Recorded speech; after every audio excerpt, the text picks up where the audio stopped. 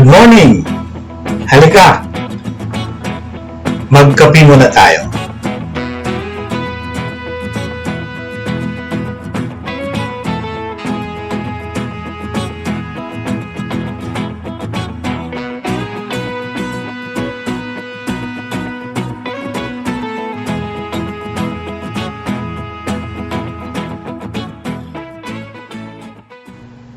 Welcome to the morning coffee with Father Gerry.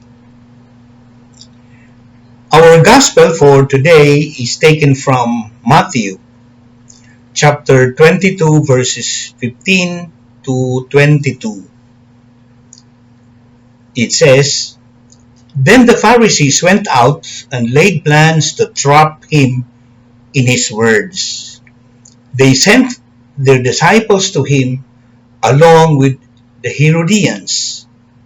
'Teacher,' they said, 'we know that you are a man of integrity and that you teach the way of God in accordance with the truth.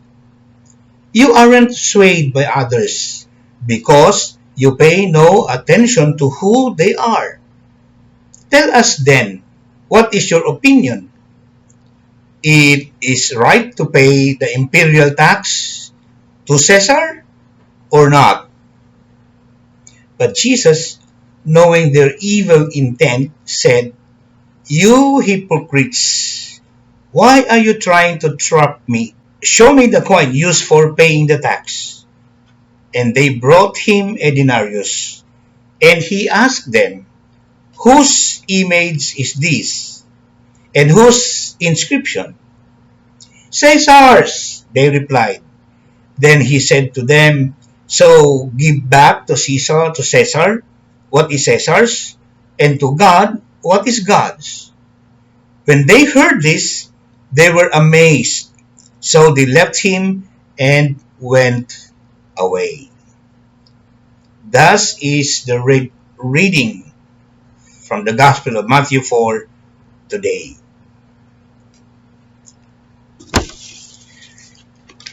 So, what is it for us again? What is God's message to us based on this particular text from Matthew, from the Gospel of Matthew? To continue our sharing yesterday, so we can picture out Jesus, he's now all out in his public ministry, in his public life. And in this particular gospel from Matthew, we see him now as popularly known instantly. Kakasimula lang ng kanyang public ministry, and then he goes all out. And parang popular na si Jesus. Very known na si Jesus. In fact, ang kanyang popularity also gained some kind of opposition sa kanyang mga sinasabi, sa kanyang mga teachings. Not all of them were favorable to them, his message. So this particular gospel today, we can find some people planning to trap him, or trying to ayun sabag sa Tagalog, gusto nilang huhulihin si Jesus coming from his mouth, yung mga sinasabi niya, so they can plan and makafile sila ng case against Jesus. So yun yung short background sa nangyari ng gospel ngayon. I won't elaborate more on this because I know this was the gospel last Sunday, and I know it was being elaborated, explained by our vicars o mga pari natin. Ako lang, yung kunting background din lang na bakit nagkakaganito at anong challenge nito para sa atin ngayon, lalong-lalo na this point of time where we are in the midst of a pandemic, a crisis. Okay? So here comes the Jews and some Herodians mentioned in the gospel. Sila yung leaders ng kanilang government or uh, people who were devoted to serve the emperor and the Roman Empire, plus the Herodians, people who were loyalists of King Herod. So sila itong nagpaplano ngayon, mentioned in the gospel, na gusto nang itatrap, mahuli si Jesus sa mga sinasabi niya. So they find a case against him with the question, ito, is it legal, favorable to pay taxes to Caesar or not? Yan ang plot. Yan ang plano nila.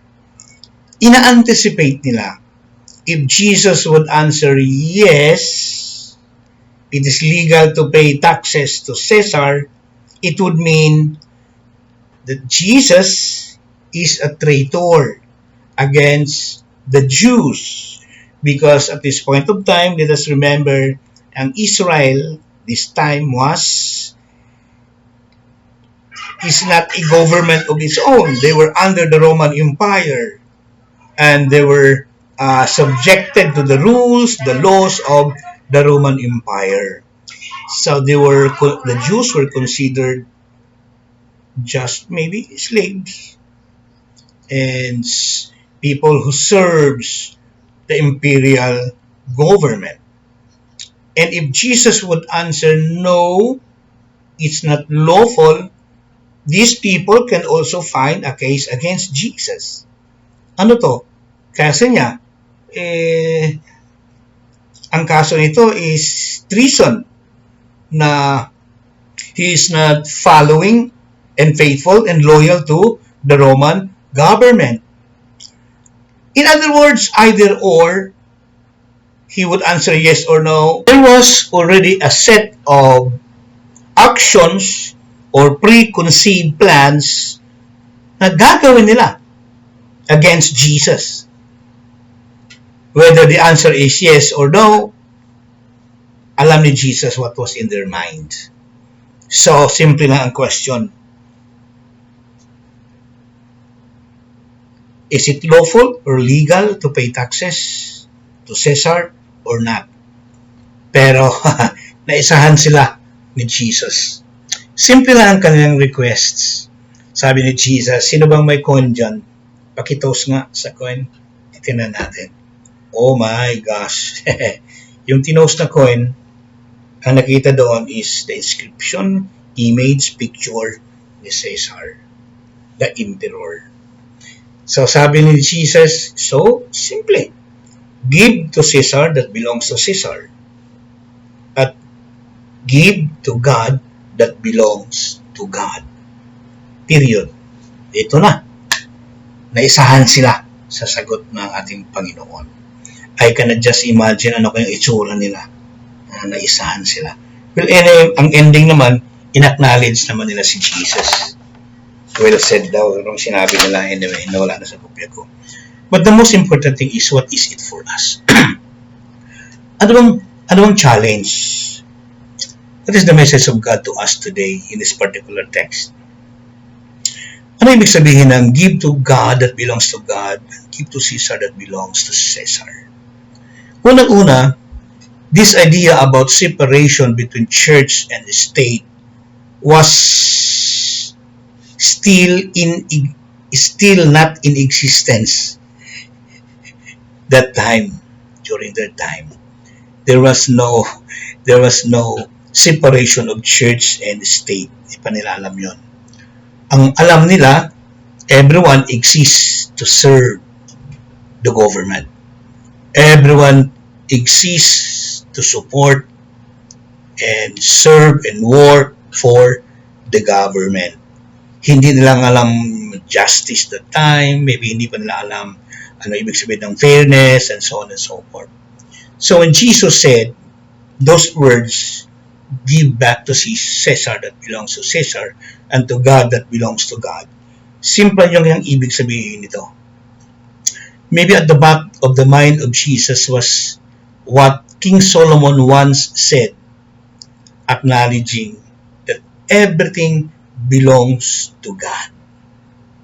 That maybe that was at the mind of Jesus when he said, give back to Caesar to belongs to Caesar and to God that belongs to God. Pero ang ibig sabihin sa point natin ngayon is that yes, you need to you need to work for your government. You need to support your government. You need to offer sacrifices to your government. Let us remind ourselves that while alive and living, we belong to a government of the people, to the people, for the people. So, Jesus motivates us that all our efforts, works, service should be also done for the government since we are still under this temporal world. But also reality is telling us that we belong to these two world that exists. World in reality, temporal world that's today, and the world to come, that we belong to the government. At the same time, we also belong to God. That's our second reality. Government, God, which is represented by the spiritual realities like religion, the church, and the reality of the church, it signifies heaven. So these are both worlds wherein the human existence is involved. Government now, and the reality that we also belong to God and the world of God. Sabi ko kanina, being represented by church or religion or the laws or the reality of the sacred scriptures and so on and so forth. So God in the scripture text today reminded us these two realities where we are in. But the most important reminder is that you don't need to worship your government and its leaders. You don't need to honor the government and its leaders.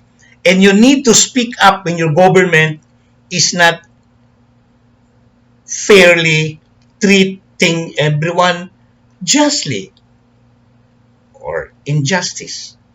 It is part and parcel of our responsibility as church people, as manifestation of the invisible God as a church.